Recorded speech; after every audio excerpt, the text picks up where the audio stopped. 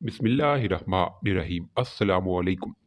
شادی کے 3 سال بعد ساس نے بہو سے پوچھا، بہو مجھے ایک بات تو بتا، میں تجھے اتنی خراب اور کھری کھری باتیں سناتی ہوں اور تو پلٹ کر جواب بھی نہیں دیتی اور غصہ بھی نہیں کرتی، بس ہنستی رہتی ہے۔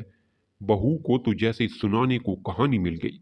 کہنے لگی، اماں جی آپ کو ایک بات سناتی ہوں۔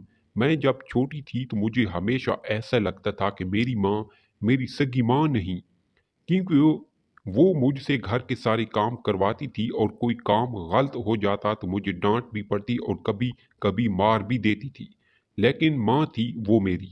مجھے ان سے ڈر بھی لگتا تھا اور میں نے ان سے کبھی غصہ نہیں کیا۔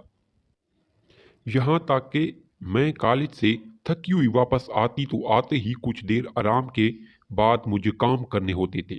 پھر جب میری بھابیاں آئیں تب تو جیسے میرے کام زیادہ ہی بڑھ گئے۔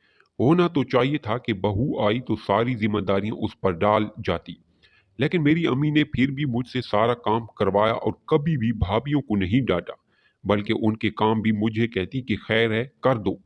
پھر کیا ہوتا کہ ان کا یہ ایک جملہ ہمیشہ مجھے یاد رہتا ہے۔ وہ کہتی تھی کہ خیر ہے بیٹی، اگلے گھر جا کر تجھے مشکل نہیں ہوگی، اور میں اس جملے سے چڑ گئی تھی۔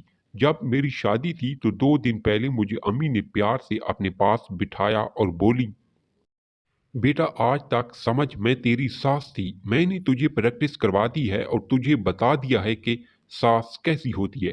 اب آج سے میں تیری ماں ہوں، اب تیری شادی ہو رہی ہے تو بیٹا جب تمہاری ساس تمہیں کچھ کہے تو سمجھنا کہ جیسے میں کہتی تھی ویسے ہی تیری ماں تجھے ڈانٹ رہی ہے۔ بس یہی بات تھی کہ مجھے آپ کی باتیں بری نہیں لگتی، کیونکہ میری امی نے مجھے پریکٹس کروا کے بھیجا ہے، اور اماں جی آپ نے تو کبھی اتنا ڈانٹا ہی نہیں جتنا امی ڈانٹتی تھیں۔ توبہ توبہ۔ بہو ہنستی ہوئی کچن میں چلی گئی اور ساس سوچتی رہی کہ کیا واقعی بیٹیوں کی تربیت ایسی کرنی چاہیے۔ رب التعالی تمام بہن بیٹیوں کے نصیب اچھے فرمائے، آمین۔